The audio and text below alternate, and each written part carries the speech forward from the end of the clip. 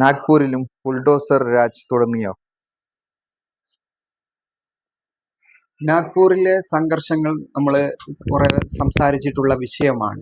നാഗ്പൂരിലെ ഒരു ഔറംഗസീബിന്റെ ശവകുടീരം തകർക്കണം എന്നുള്ള ആവശ്യവുമായി ഹിന്ദുത്വ സംഘടനകൾ VHPയും അതുപോലെ തന്നെ ബജറംഗ് ദളും അത് പൊളിക്കാൻ വേണ്ടി കർസേവ നടത്താൻ വേണ്ടി വലിയ സന്നാഹങ്ങളുമായിട്ട് അവിടെ വരികയും തുടർന്ന് അവിടെ മുസ്ലിങ്ങളുടെ ഭാഗത്തു നിന്നും പ്രതിരോധങ്ങൾ ഉണ്ടാവുകയും എതിർശബ്ദങ്ങൾ ഉണ്ടാവുകയും തുടർന്ന് അങ്ങനെയുള്ള ഒരു സംഘർഷ സാഹചര്യം അവിടെ റിപ്പോർട്ട് ചെയ്യപ്പെടുകയും സംഘർഷം ഉണ്ടാവുകയും അതിനെ തുടർന്ന് കേസുകളും അതുമായി സംബന്ധിച്ച വിവരങ്ങളും പുറത്തു വന്നതും തുടർന്ന് ഒറ്റ ദിവസം കൊണ്ട് ആ രാത്രി തന്നെ അത് അവസാനിക്കുകയും ചെയ്തിരുന്നു. ഇതിൽ മനസ്സിലാക്കേണ്ട ഒരു കാര്യം എന്നുള്ളത്, ഈ ഒരു വിഷയവുമായി ബന്ധപ്പെട്ടുകൊണ്ട് തങ്ങൾ കർസേവ നടത്തിക്കൊണ്ട് ഔറംഗസീബിന്റെ മക്ബറ തകർക്കാൻ പോകുന്നു എന്നുള്ള ഒരു കാര്യവുമായിട്ട് ഈ ഒരു ഹിന്ദുത്വ സംഘടനകൾ ബജറംഗ് ദളും അതുപോലെ തന്നെ ഈ വിശ്വ ഹിന്ദു പരിഷത്തും വലിയ രീതിയിൽ ആളുകളെ സംഘടിപ്പിച്ചുകൊണ്ടുള്ള അക്രമാസക്തമായ മുദ്രാവാക്യങ്ങൾ കൂടി അവിടേക്ക് കടന്നു വരുമ്പോൾ, അക്രമാസക്ത സ്വഭാവത്തോടു കൂടി കടന്നു വരുമ്പോൾ ഇതുവരെയുള്ള ഇന്ത്യയുടെ സാഹചര്യങ്ങൾ മനസ്സിലാക്കിക്കൊണ്ട് പ്രത്യേകിച്ചും ഈ ഒരു മേഖലയിൽ ഉത്തരേന്ത്യയുടെ പല സംസ്ഥാനങ്ങളിൽ ഉണ്ടാകുന്ന സാഹചര്യങ്ങൾ മനസ്സിലാക്കിക്കൊണ്ട് അവിടെയുള്ള മുസ്ലിങ്ങൾ അതിനെതിരെ രംഗത്ത് വരികയും ചെയ്തിരുന്ന സാഹചര്യമാണ് അവിടെ യഥാർത്ഥത്തിൽ സംഭവിച്ചിരിക്കുന്നത്. പക്ഷേ ഇതിന്റെ പേരിൽ പിന്നീട് വലിയ രീതിയിലുള്ള ഇരുവിഭാഗങ്ങൾ സംഘർഷമുണ്ടായെടുത്ത് കൃത്യമായിട്ട് മുസ്ലിങ്ങളുടെ പേരുകൾ FIRൽ ചേർത്തുവെന്നും മറ്റുള്ള VHPയോ അല്ലെങ്കിൽ ഈ ബജറംഗ് ദളോ ആയി ബന്ധപ്പെട്ട ആരുടെ പേരുകളും FIRൽ ചേർക്കാതിരിക്കുകയും നൂറുകണക്കിന് ആളുകളെ അറസ്റ്റ് ചെയ്യുമ്പോൾ അത് മുസ്ലിങ്ങളെ മാത്രം അറസ്റ്റ് ചെയ്യുകയും ചെയ്തു എന്നുള്ളതും, മറ്റൊന്ന് ഈ കലാപാഹ്വാനം നടത്തി എന്നതിന്റെ പേരിൽ രജിസ്റ്റർ ചെയ്യപ്പെട്ട കേസുകളിൽ ഈ ഒരു ബജറംഗ് ദളിന്റെയും അതുമായി ബന്ധപ്പെട്ട ഹിന്ദുത്വ സംഘടനകളുടെയും 5 or 6 ആളുകളുടെ അറസ്റ്റ് രേഖപ്പെടുത്തുമ്പോൾ ഒരു ദിവസം കൊണ്ട് തന്നെ അവർക്ക് കോടതിയിൽ നിന്ന് തന്നെ ജാമ്യം ലഭിച്ചു എന്നുള്ള സാഹചര്യമാണ് നിലവിലുള്ളത്. നിലവിൽ അവിടെ അറസ്റ്റ് ചെയ്യപ്പെട്ട ഫഹീം ഖാൻ എന്ന ഒരു മുസ്ലിം ഇത്തരം ഒരു മൈനോറിറ്റി ഡെമോക്രാറ്റിക് അത്തരം ഒരു സംഘടനയുടെ അവിടുത്തെ പ്രാദേശിക നേതാവാണ് ഈ ഫഹീം ഖാൻ. ഈ ഫഹീം ഖാനാണ് അവിടെ മുസ്ലിങ്ങളെ സംഘടിപ്പിച്ചത് എന്നാണ് പോലീസ് പറയുന്നത്. അങ്ങനെ വലിയ രീതിയിലുള്ള ആക്രമണങ്ങൾക്ക് ഇദ്ദേഹം നേതൃത്വം നൽകിയെന്നും അവിടെ ആളുകളെ സംഘടിപ്പിച്ചിട്ട് കലാപത്തിന് ശ്രമിച്ചുവെന്നും പറഞ്ഞുകൊണ്ടാണ് ഫഹീം ഖാനെ ആദ്യഘട്ടത്തിൽ തന്നെ അറസ്റ്റ് ചെയ്തത്. ഇപ്പോഴ് അദ്ദേഹത്തിന്റെ വീട് കൂടി അവിടുത്തെ ബന്ധപ്പെട്ട അധികാരികൾ പൊളിച്ചിരിക്കുകയാണ്. അതായത് ഫഹീം ഖാന്റെ പേരിൽ ഉള്ളതല്ല ഈ വീടെങ്കിലും ഫഹീം ഖാന്റെ ഭാര്യയുടെ പേരിലാണ് ഈ വീട് ഉള്ളത് എന്നതാണ് മനസ്സിലാക്കാൻ കഴിയുന്നത് റിപ്പോർട്ടുകൾ പ്രകാരം. അങ്ങനെ ഫഹീം ഖാന്റെ ഭാര്യയുടെ പേരിലുള്ള വീടാണ് ഇപ്പോൾ ബുൾഡോസർ രാജിലൂടെ തകർത്തിരിക്കുന്നത്. ഇരുനില കെട്ടിടമായിരുന്നു അത്. അവിടുത്തെ ബന്ധപ്പെട്ട അധികാരികൾ തകർത്തിരിക്കുന്നു. ഈ കെട്ടിടത്തിന് അനുമതിയില്ല എന്നാണ് നിലവിൽ പറഞ്ഞിട്ടുള്ള കാര്യം എന്നുള്ളത്. ഈ അനുമതി ഫഹീം ഖാൻ ഈ കേസിൽ പ്രതിയായതോടുകൂടിയാണോ ഇല്ലാതായത്, അത് അതിനു മുമ്പ് തന്നെ ഈ കെട്ടിടം അനുവാദമില്ലാതെയാണ് നിർമ്മിച്ചിരിക്കുന്നത് എന്നുള്ള ചോദ്യം അവിടെ ബാക്കിയാവുന്നുണ്ട്. ഏതായാലും ഉത്തരേന്ത്യൻ സംസ്ഥാനങ്ങളിൽ നിലവിലുള്ള സാഹചര്യത്തിൽ UPയിലടക്കം മധ്യപ്രദേശിലടക്കം നമ്മൾ കണ്ടുകൊണ്ടിരിക്കുന്ന ഈ ബുൾഡോസർ രാജിന്റെ മറ്റൊരു പതിപ്പാണ് മഹാരാഷ്ട്രയിലെ നാഗ്പൂരിലും തുടങ്ങിയിരിക്കുന്നത് എന്ന് വേണം പറയാൻ. നേരത്തെ അവിടുത്തെ മുഖ്യമന്ത്രിയായിരുന്ന ദേവേന്ദ്ര ഫട്നാവിസ് ഒരു കാര്യം പറഞ്ഞിരുന്നു. അതായത് ഈ ആക്രമണത്തിന്, ഈ ആക്രമ പ്രവർത്തനത്തിന് നാഗ്പൂരിൽ നേതൃത്വം നൽകിയവരൊക്കെ രാജ്യദ്രോഹികളാണെന്നും അവരെ വിടില്ലെന്നും വേണ്ടി വന്നാൽ അവരുടെ വീടുകൾ ബുൾഡോസർ ഉപയോഗിച്ചുകൊണ്ട് തകർക്കുമെന്നും ഇത്തരത്തിലുള്ള കാര്യങ്ങൾ ചെയ്തിരുന്നു. തുടർന്ന് NIA അന്വേഷണ ഏജൻസി, ദേശീയ അന്വേഷണ ഏജൻസി നാഗ്പൂരിലെത്തി ഫഹീം ഖാനെ ചോദ്യം ചെയ്തിരുന്നു.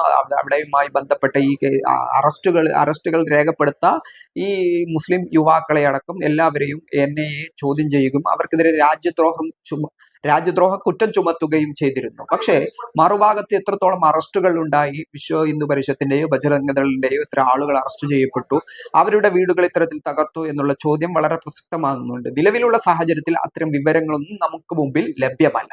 ഇത് മറ്റൊരു ഉത്തരേന്ത്യൻ സാഹചര്യം നമ്മൾക്ക് പരിശോധിക്കുമ്പോൾ UPയിലും അതുപോലെ തന്നെ മധ്യപ്രദേശിലും അടക്കം വിവിധ സംസ്ഥാനങ്ങളിൽ ഇത്തരം ന്യൂനപക്ഷങ്ങൾക്കെതിരായ ഈ ഒരു ബുൾഡോസർ രാജിന്റെ മറ്റൊരു പതിപ്പ് കൂടിയാണ് ഇവിടെ മഹാരാഷ്ട്രയിലും തുടങ്ങിയിരിക്കുന്നത് എന്ന് വേണം കരുതാൻ. മഹാരാഷ്ട്രയും ബുൾഡോസർ രാജിലേക്ക് കടക്കുകയാണ്. ഇന്ത്യയുടെ ബാക്കിയുള്ള മറ്റ് സംസ്ഥാനങ്ങൾ എപ്പോൾ മുതൽ ബുൾഡോസർ രാജിലേക്ക് കടക്കുമെന്നുള്ള ചോദ്യം മാത്രമാണ് ഇവിടെ ബാക്കിയാവുന്നത്. പക്ഷേ ഇന്ന് സുപ്രീം കോടതിയിൽ ഒരു നിർണായക നിരീക്ഷണം ഉണ്ടായിരിക്കുകയാണ്. അതായത് UPയിൽ തകർക്കപ്പെട്ട 5ഓളം ആളുകൾ സുപ്രീം കോടതിയെ തങ്ങളുടെ വീടുകൾ തകർത്തതിനെതിരെ സുപ്രീം കോടതിയെ സമീപിച്ചതിൽ നിന്നും സുപ്രീം കോടതി ചില കാര്യങ്ങൾ നിരീക്ഷിച്ചിട്ടുണ്ട്. അതായത് ഇവരുടെ വീടുകൾ അനധികൃതമായിട്ട് ഉണ്ടാക്കിയതല്ല, കൃത്യമായിട്ട് രേഖാമൂലം ഉണ്ടാക്കിയതാണ്. ഇത് തകർത്തത് നിയമവിരുദ്ധമാണ്. സർക്കാർ ചെയ്തിരിക്കുന്ന കാര്യങ്ങൾ നിയമവിരുദ്ധമാണ്. അതുകൊണ്ട് അവർക്ക് നഷ്ടപരിഹാരം കൊടുക്കേണ്ടി വരുമോ എന്നുള്ള കാര്യങ്ങൾ പരിശോധിക്കുകയാണ് എന്നാണ് സുപ്രീം കോടതി പറഞ്ഞിരിക്കുന്നത്. അതായത് ഈ തകർത്ത വീടുകൾക്ക് പകരം അവർക്ക് വീടുകൾ പുനർനിർമ്മിച്ച് നൽകണം എന്നുള്ള കാര്യത്തിലേക്ക് കടക്കേണ്ടി വരുമോ എന്നുള്ള പരിശോധന സുപ്രീം കോടതി അവിടെ യുടെ ചില ബുൾഡോസർ രാജുകളുടെ കാര്യത്തിൽ ചോദിക്കുകയാണ് എന്നതാണ്. അതിനിടയിൽ കഴിഞ്ഞ ദിവസം യിൽ ഒരു ദലിത് വിഭാഗത്തിന്റെ ഒരു ഷീറ്റിൽ മേഞ്ഞ വീട് തകർക്കുകയും അവിടുത്തെ ഒരു കുട്ടി ചെറിയ കുട്ടി പുസ്തകം എടുത്തുകൊണ്ട് ഓടുകയും ചെയ്യുന്ന ഒരു ദയനീയ കാഴ്ച കൂടി ഇന്നലകളിൽ കണ്ടിട്ടുണ്ട്. യിൽ നിന്നാണ് അത്തരം ദൃശ്യങ്ങൾ പുറത്തു വന്നിരിക്കുന്നത്.